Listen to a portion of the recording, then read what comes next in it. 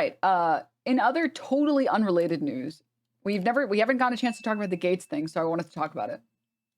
Donald Trump's controversial pick to be the next Attorney General, former Congressman Matt Gaetz, took himself out of the running after meeting with senators this week to gauge his chances as the pressure was mounting.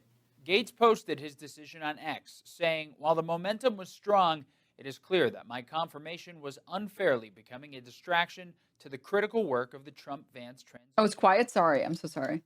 Trump responded on Truth Social by praising Gaetz, saying, "Matt has a wonderful future, and I look forward to watching all of the great things he will do." Gaetz was facing personal scandals, including investigations into inappropriate sexual encounters, potentially with a minor. Gaetz had denied the allegations and never faced charges, but being named by Trump put increased scrutiny on a still unreleased House Ethics Committee report looking into the allegations. Matt Gaetz was never qualified to hold this position, but that was actually kind of the point. He was nominated not to actually execute the duties of Attorney General, as America would expect that person to do, but rather to be a loyalist and to exact retribution on Donald Trump's perceived enemies. Can't disagree with the decision Matt Gaetz made. He was controversial. He understood that. I actually appreciate the fact that he withdrew so that President Trump can put somebody else in place, maybe less controversial. But let's face it, this is going to be a pitched battle. I've been a target of the corruption within the FBI, so I know exactly why President Trump wants to have somebody who's incredibly loyal. The attorney for the alleged victims at the center of the Gaetz scandals said, "My clients are relieved to have this chapter behind them and eager to move forward with their lives." Guys, this is so serious. Can you believe he's not going to be able to be Attorney General? No. You think this is funny? Just lost his job and you think it's funny? Because I think it's hilarious, okay? I'm not gonna lie, I think it's pretty fucking hilarious, actually. I wanted to pull up really quickly. Like, it's such a running gag at this point. It's such a joke. But I wanted to pull it up anyways. The number of conservatives that pretend to care about and pretend to care about, like, all of these children that we need to protect, and then don't even bat an eye when an actual fucking is on the loose. Like these people. One down, many more to go. I don't care where they're hiding, whether they're in our churches, schools, or governments. We're coming for you, and every single citizen across the entire country needs to step it up. One down, many. Your silence on Matt Gaetz is deafening.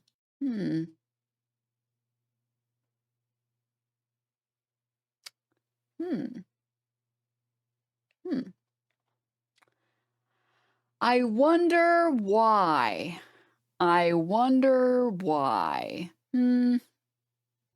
It can't be that she's protecting her friends, right, guys? Right? No, dude, no.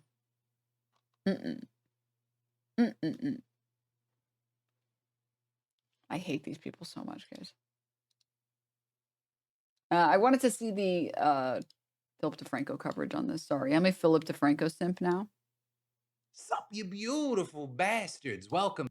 Ariana Grande. I haven't followed. Has anyone seen Wicked? Is it good? Is it good? It's out, right? Wait, did it just come? It just came out today, right? Or did it come out a little bit sooner? Wicked ? Yeah, the one with Ariana Grande. It's really good, actually. Oh, it did. It came out today. Cool. I guess it's good, but people are singing and pissing people off. You can learn a lot more about Wicked by going to wicked.com. Oh, Lord. Okay. This decision. But then, y'all, we gotta talk about this Matt Gaetz controversy and news, which some online have dubbed Pizza Gaetz. And that because Matt Gaetz has now withdrawn his name from consideration for Attorney General, with him announcing the move in a statement on X this morning, saying, "I had excellent meetings with senators yesterday. I appreciate their thoughtful feedback and the incredible support of so many." And adding, "While the momentum was strong, it is clear that my confirmation was unfairly becoming a distraction to the critical work of the Trump-Vance transition." Going on to say there is no time to waste on a needlessly protracted Washington scuffle told us, I'll be withdrawing my name from consideration to serve as Attorney General. With him then going on to say that he remains fully committed to ensuring the success of Trump's presidency and is honored to have been tapped to run the DOJ, which many see as a clear admission that Gaetz was just essentially told that he didn't have enough support from Senate Republicans to have his nomination approved, which is also something that seems to have been confirmed by sources close to both Trump and Gaetz and openly stated by at least one Republican senator. Right, and this decision comes after a whirlwind last few days for Gaetz, because while he was meeting with senators yesterday, the House Ethics Committee was discussing whether or not to release its report into allegations against Gaetz of sexual misconduct, drug use, and acceptance. Why does he look like that? Because being evil rots you. That is the one bit of astrology that I will believe in. And by astrology, I mean stuff that isn't scientifically proven, but I believe it anyways.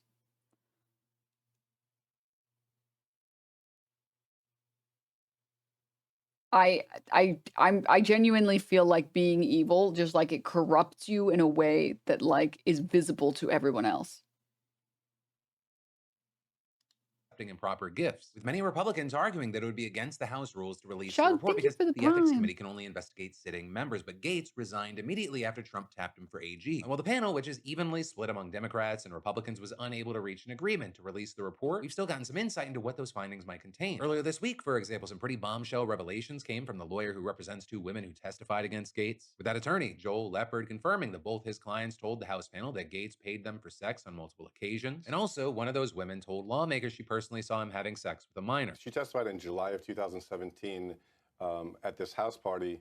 She was walking out to the pool area and she looked to her right and she saw Representative Gaetz having sex with her friend who was 17. With Leopard going on to say that his client testified that her understanding was that Gaetz didn't know that the girl was a minor when he had sex with her. Well, she said he initially broke things off when he learned that she was underage. He restarted a sexual relationship with the girl when she turned 18. So, right there, we're looking at allegations of having sex with a minor and paying for sex in violation of Florida prostitution law, but also, that's not it, because Leopard also said that his clients attended multiple drug-fueled sex parties where Gaetz paid them for sex, but there were other occasions as well. Well, not all of them were parties. So some of them were events, such as they attended election events, like at hotels. They went with him to New York for a taping on Fox News, but approximately perhaps 10 times, 10 to 15 times. Their testimony is that Representative Gaetz took them across state lines for the purpose of having sex and paid them for that. That's correct. Right, and that ends up being notable because if those claims are true, There's something funny about hearing like such a serious allegation and just the response. That's correct. that would be a violation of federal sex trafficking laws. Now with this, Gaetz for his part has denied the allegations, which a spokesperson called baseless, but that also wasn't the only intel we got on what the ethics committee had heard, because it was also reported yesterday that sources familiar with the investigation said that the ethics panel had obtained records showing that Gaetz paid more than $10,000 to two women who testified before the members, with one source adding that the two women testified that some of those payments were for sex. And those claims have also been bolstered by documents obtained by the New York Times, which also appear to confirm that those two women had received payments from Gaetz. And then on top of all that, today, right before Gaetz announced that he was withdrawing his bid for AG, you had CNN reporting that the woman who claimed she had sex with Gaetz as a minor told the House Ethics Committee she had 2 sexual encounters with him at one party in 2017, according to sources familiar with her testimony. With the outlet reporting that the woman who was 17 at the time testified that the previously unreported second encounter included another adult woman. Though this, as multiple sources said that the other woman denied participating in the encounter. But all that messiness and the moving parts aside, right, there's a big question now of, well, what happens next? First of all, who is Trump going to tap to lead the DOJ now that Gaetz is out? Also, there's a big question now with Gaetz's withdrawal and all this kind of stuff that has happened. Does it change Trump and the people around him's mindset of who they're going to nominate? With, for example, the association. I love Trump's pick. It's like the Justice League of sex offenders. I don't mean to be a doomer, chat. I really don't mean to be a doomer, but like, it's actually like over. Like Trump is right. In 4 years, we won't have to vote anymore. Like it's over. The picks that he has had recently of just like billionaire after billionaire, fucking sex offender after sex offender, Russian asset after Russian asset, Fox News host after Fox News host. Like at this rate, he might as well hire half the people in OTK. Just really fill up that cabinet with people like him. It's just so fucking, it's so over. The country is like, it's been over. Like unironically, Chad, if you have any heritage in like a European country or like Canada or whatever, you should try and get your citizenship there. Because it's like fucked. Like the US, in my opinion, is fucked. I used to be the biggest anti-idiocracy like voice. Like I used to be the person that thought like, no, we can still save it. And like now that we basically have it confirmed that the Supreme Court's going to be 7-2, now that every branch is conservative, and now that every single government office is going to be totally gutted, basically, any, like, Department of Education is fucked. Sin. God, I hope we live. DNM gun, DNM gun, DNM gun. I mean, I'm not even an accelerationist. Like, I believe in incremental change. Unfortunately, I genuinely do not see a universe where this is savable in a meaningful way. Yeah, it's just being a realist. Yeah. Germany isn't much better. Yeah, but like, you're a citizen in the EU, which makes you able to live in other countries in the EU. Is America even really worth saving? So an interesting conversation, I think, is the one that, did you guys see? I actually saw a little bit of it. I didn't want to enter into the conversation because I was scared a little bit. But did you guys see the conversation between Olay and Sean the Black on Twitter? I didn't feel like I was allowed to participate. I don't know how else to explain that. And the way that I saw it was like, I could see her perspective and I could also see Sean's perspective. I think Sean is right, personally. But I understand where she was coming from or what she was trying to explain or say. I think her way of going about it was, I disagreed with it. And I don't think she's a bad person. I think, I'd much rather have 100 of her than even like one fucking liberal, or like 100 of her instead of 100 liberals, obviously. I also think Twitter is just a bad medium for the conversation as well. Yeah. Can you share it with the class? Yeah, let me see if I can find it. And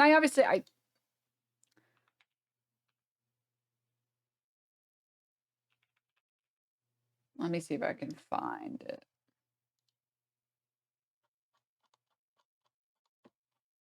The TLDR is that after this might have been too long ago. I don't know if I'll be able to find it. If someone else can find it, please link it. I'll try and find it anyways.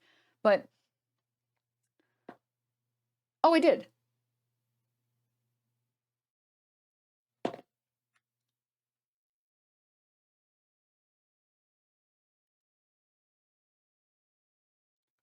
It was this.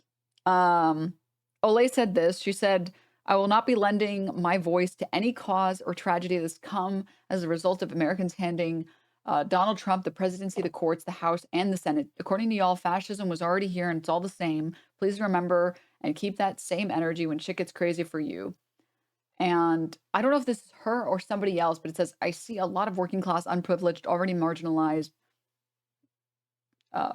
brothers thinking they're dunking on me and other progressives and immigrants. I've literally received thousands of comments and messages from people who think the joke is on me, but I'm here to remind y'all, I'm an attorney with a successful career. I'm going to be all right. Y'all are going to be the one who are going to truly suffer. Dumbasses voted for your own oppression, thinking you're dunking on a progressive, a far more educated and privileged base, fatally stupid.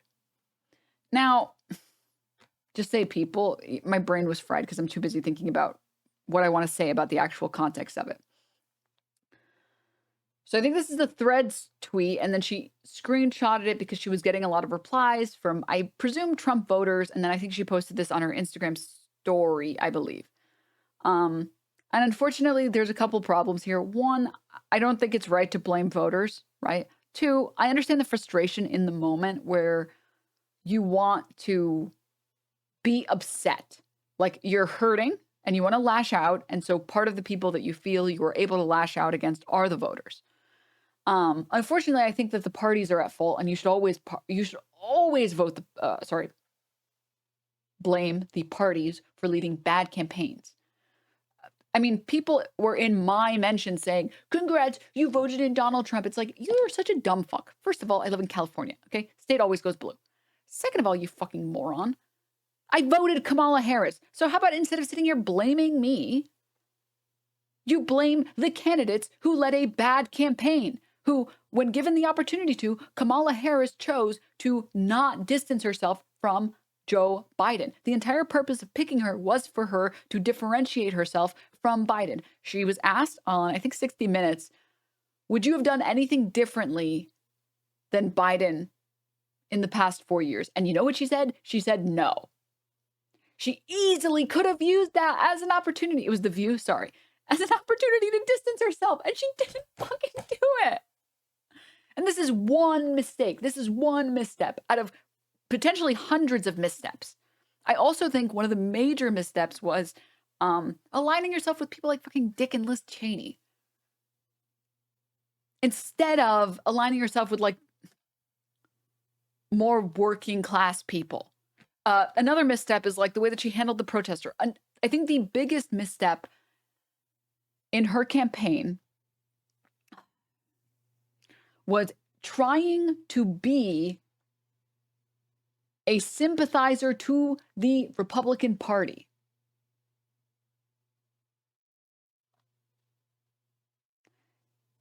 Frequently, when given the opportunity to say, no, immigration is not a problem, the reason your grocery prices are expensive is because of corpos price gouging you, because your wages have been stagnant. I promise you, removing migrant labor will only make those things more expensive. Do you want to go fucking pick strawberries in a field for $2 an hour? You don't? Yeah, no shit, you don't. Now, me personally, I don't think anybody should be doing that labor for that cheap. That's a separate conversation. We'll go over that at a later time, perhaps. But she could have used any opportunity she had to say immigration is not a problem. It is bullshit. It has always been bullshit. This is the same thing that they did a decade ago, blaming immigrants for problems that are not caused by immigrants. In fact, removing immigration would actually make these problems worse.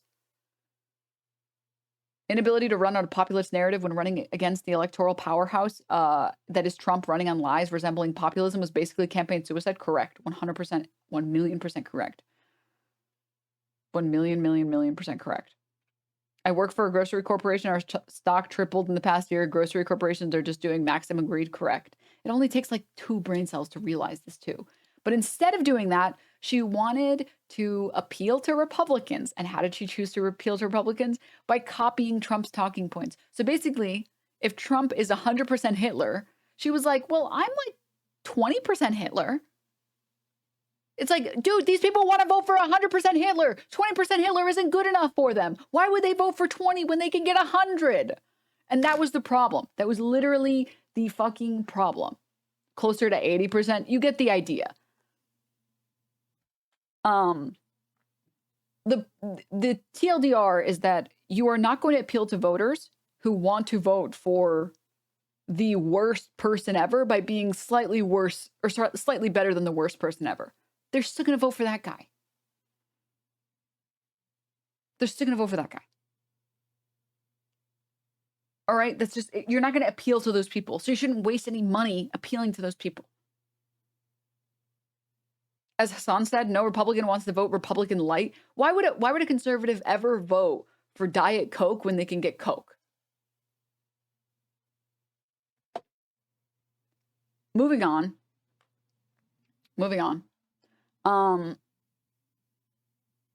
I think she had a lot of missteps in her campaign, and I think people wrongfully are blaming voters, even people who did vote. Bad analogy, because Diet Coke is actually better. Hassan, get off your burner account. Okay? Hassan. Sorry. That was a low blow. Sorry. Busted. Sorry. All right. But I get why she's upset, and I understand, and I sympathize with where I sympathize with where Ole is coming from. I personally like to blame the systems that allow these things to happen, and I blame the fucking people with billions of dollars to fucking spend on campaigns that choose to spend them poorly. And I also think she's trying to talk about a bigger conversation here. I think Ole is trying to bring up a different conversation, which is, you guys are delusional. This country is more fascistic than you think it is. There are way more fascistic pieces of shit in this country than you think there are. And your problem is underestimating how many of these people actually think that the flavor is in the suffering. Which I kind of agree with.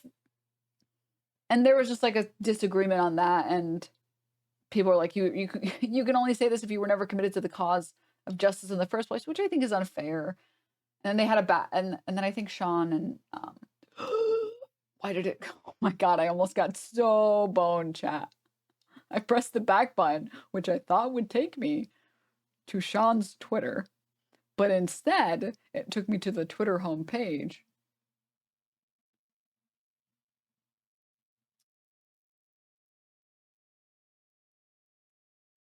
Which had a beautiful woman on it. Okay.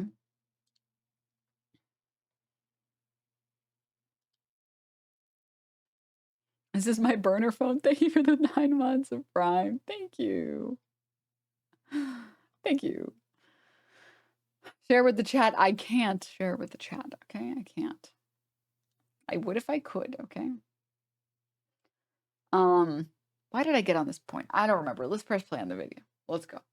Associated Press explaining that this is a major setback to Trump's efforts to install loyalists because it shows he's already facing resistance from his own party. Also, there's the question of, well, what is Gaetz going to do next? Because he made the very unusual move of resigning from Congress immediately after Trump announced his nomination, which, as we talked about in the past, was very unusual because people in office usually don't leave their current positions until they're confirmed, in case what happened here happens. Well, some have speculated whether he might reconsider his resignation. Others have noted that the resignation letter he submitted to the House said that he didn't intend to return for the next session of Congress. As well as intentions may have changed, it's unclear right now if that letter is binding or if it could complicate an attempt to return. And then also, if he returned, he would be considered a sitting member of Congress again, meaning that he would be under the jurisdiction of the Ethics Committee again, who could then potentially justify releasing its report on it. But yeah, I mean, we'll see what happens with this whole mess soon enough. And I think I'm just gonna... I love how these people are so like, we have to remove all the... Except our... These ones are okay. You shouldn't remove Matt Gaetz. He's nice to me, so it's okay. Fucking hate these people, dude. I'm gonna start every morning by tweeting, dang, that's crazy. Because it genuinely feels like it's gonna be applicable to every single day from here on out. Like, just to switch gears into my mindset around everything right now. Am I alone in that I've kind of just woken up every morning and like before I see the news, and then when I see the news, I just go, yeah, sure, fuck it. Why not? Why is that not the news? Of course it is. Like, I just feel over everything. Like, there is a part of me that is genuinely shocked this Gaetz thing has been shut down. Because based off of the specific numbers and everything that we've been seeing, it feels like the closest thing to a guardrail that's in place is a singular rubber band. Anyway, who do you think that he's gonna nominate next for AG? I've seen a lot of people joke Judge Judy, but I genuinely think there's a non-zero chance it's Jeanine Pirro. Yeah, actually, you know what? That's so stupid, it's happening. I'm calling the shot before the pitch. Y'all, we gotta talk about these headlines that we've been seeing about Russia reportedly firing an ICBM at Ukraine. Because ICBM is short for Intercontinental Ballistic Missile, and they're best known for being the type of missile to carry a nuclear payload. And if this news was true, it would be the first time one's been used in any armed conflict. But here's the thing. It's not. With us now seeing, for example, the U.S. National Security Council releasing a statement saying that it was actually an experimental medium-range ballistic missile. With that, then later being confirmed by Putin himself, who announced that Russia had combat tested the brand new hypersonic missile system, quote, in response to the aggressive actions of NATO countries against Russia. And with that, warning that the Kremlin could strike the military installations of any country whose weapons were used against Russia. And on top of that, while the new missile was not technically an ICBM, it reportedly appears to be capable of carrying a nuclear This shit is like, actually... I'm just going to tell myself that it's fine. I'm just going to tell myself that it's fine. And there is no nuclear war going to happen. And it's fine. And it's totally okay. I'm very people smile about this. Forehead. Of course, this time it wasn't. But according to experts, that fact is much more significant than whether it was intercontinental or medium range. It's another clear sign of how the situation is just continuing to escalate after the events of the past week. Right? In the past few days, after getting permission from the US and the United Kingdom, the Ukrainian military has used longer range American and British missiles to strike deeper into Russia. And that, of course, coming after the news that thousands of North Korean troops were entering the fray, with Putin also lowering the threshold for Russia's use of nuclear weapons. And then, yesterday, something we didn't get to talk about is Biden making the controversial move of agreeing to supply Ukraine with anti-personnel mines. And then, of course, it was less than a day before Russia tested this new missile, which notably was just one of 9 missiles fired at the Ukrainian city of Dnipro, with that attack being launched from a part of Russia several hundred miles away bordering the Caspian Sea. And Ukraine saying it shot down 6 missiles and the others hit without significant consequences. And all of this playing out as one recent analysis found that Russia increased its drone attacks by 44% since Trump's re-election. And that notably coming before Russia launched its biggest aerial attack in months at the beginning of the week. And so it's going to be very interesting to see what happens from now to January 20th. Because obviously once Trump takes office, the situation changes dramatically, with many expecting the biggest moves to play out from now till then. But of course, for now, we'll have to wait to see. But then let's talk about how House Speaker Mike Johnson has now instituted a transgender bathroom ban in the US House. Show me your genitals. Guys, it's penis inspection day. I hate penis inspection day. With yesterday, the Republican leader announcing that trans individuals would not be allowed to use the restrooms at the Capitol or in the House. What if Speaker Johnson had like a...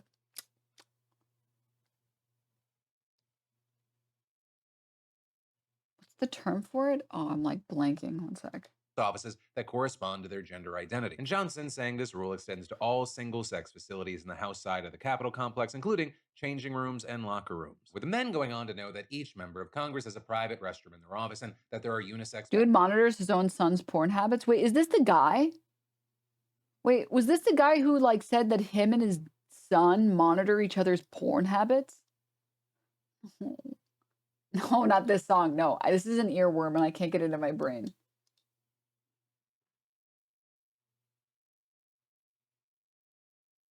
I'm sorry, what? Each other?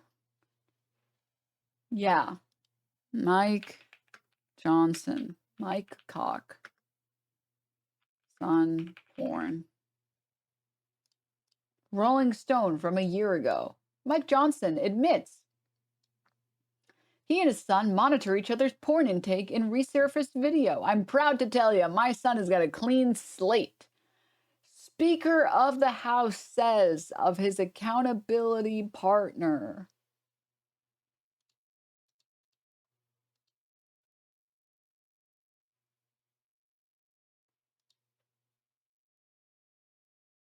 Remember when like Tim Walz kept calling them weird and then the Democrats dropped that for some reason, even though it was unbelievably effective?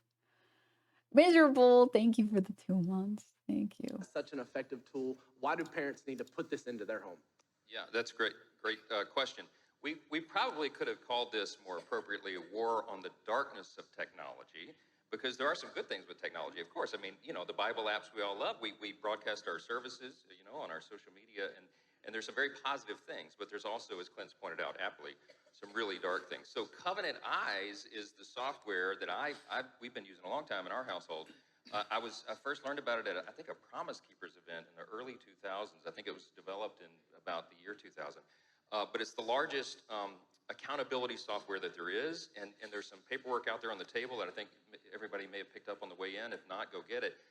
It's a subscription-based. I mean, we don't make any money on this. I'm telling you, we use it. Okay, I'm endorsing it because I'm a user. It's about $15 a month, $16 a month, something like that. And you get up to 10 devices. And what it is accountability software. So men in a church, you know, men's Bible study groups will do it. That's how it's presented at Promise Keepers. But they also mention, hey, when your kids become teenagers, especially if you have boys, dads, they're talking to the guys at this event, you might want to think about doing this with your sons. And so we've been doing that. And so what it does real simply is it has an algorithm and software. It's way above my head how it works, but it scans. You obviously opt into it, but it scans all the activity on your phone or your devices, your laptop, tablet, what have you. We do all of it. And then it sends a report to your accountability partner. So my accountability partner right now is Jack, my son, right? And so he's 17. So he and I get a report of all the things that are on our phones or all of our devices once a week.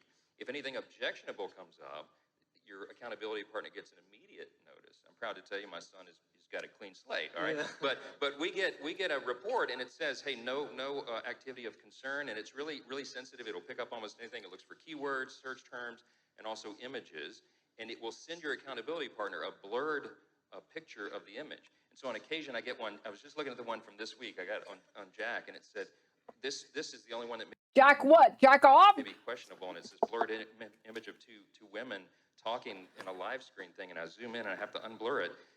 and it's two middle-aged teachers. What are we watching? Speaker Mike Johnson saying him and his son track each other's porn. Oh my God, dude. Big Boy Xanos, thank you for the 10 gift subs. Thank you so much. Thank you. I needed that. I needed that. Thank you. How do you say any of these sentences and then be like, no, I'm normal. No, I'm the normal one. Yo, son, you watch any good porn lately?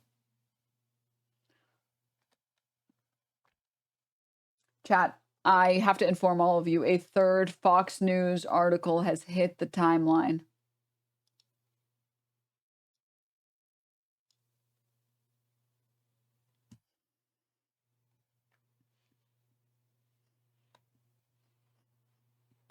Fox News, anti-Semitism exposed.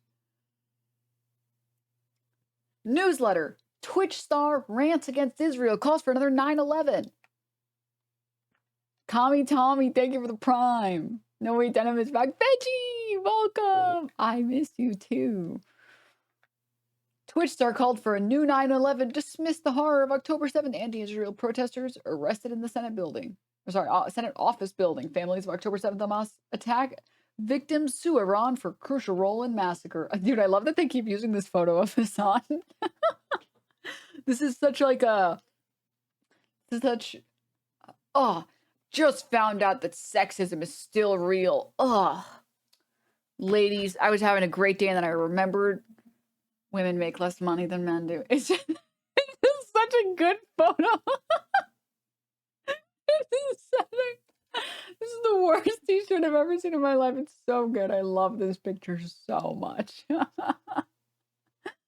His picture needs to be his blast off meme since he just went live. I love this photo so much. Great fluff piece on Hassan by Fox. It's the only ones that they know how to write about him. Oh my God, dude. Wait, there was like a tweet that I saw that was like,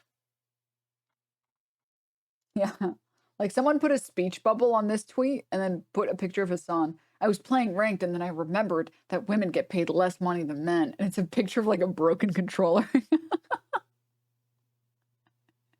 I said thank you, but Skinny, thank you for the prime. I can't believe I haven't seen this picture. It's almost twice as good as the Make the Rich Pay shirt. It's so good. Anyways, let's see what they have to say. Top story, Hassan Piker, who has millions of followers on Twitch, has broadcast propaganda from Yemen's Houthis, framed violent terrorist acts as resistance, and expressed sympathy for extremist groups who target civilians and downplayed the October 7th, 2023 attacks against Jews in Israel. Piker's shocking diatribes are among the most popular on the video game streaming platform. Fox News found out that anti-Hassan hate gets clicks. They're doing the meta now. No. I like how they keep talking about this. Oh my God, 9/11-2 is going to be so sick. Give Saudi Arabia a nuke so that they can do 9/11-2. Hassan Piker, popular Twitch streamer. Quote of the week. I just have no fucking words. Surely he wasn't being sarcastic. Surely he wasn't exaggerating to show how insane and terrible 9/11 would be.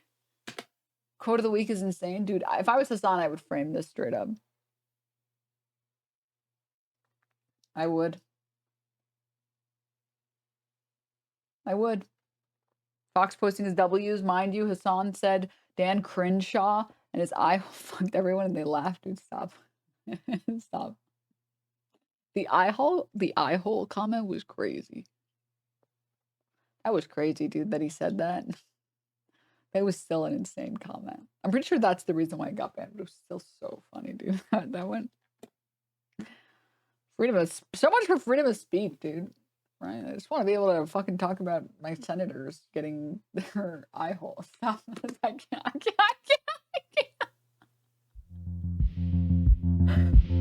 Oh.